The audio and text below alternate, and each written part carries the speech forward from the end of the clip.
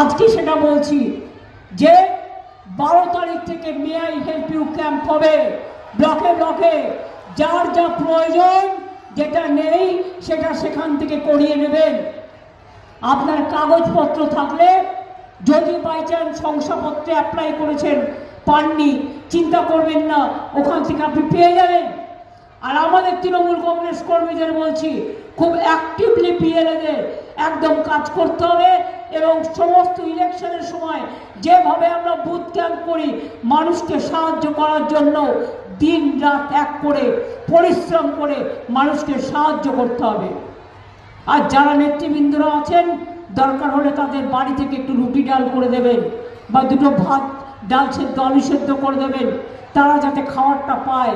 একটু মাঝে মাঝে চা করে পাঠাবেন যাতে ওরা একটু চাটা পায়। মনে রাখবেন, যারা কাজ করছে তাদের সাহায্য করা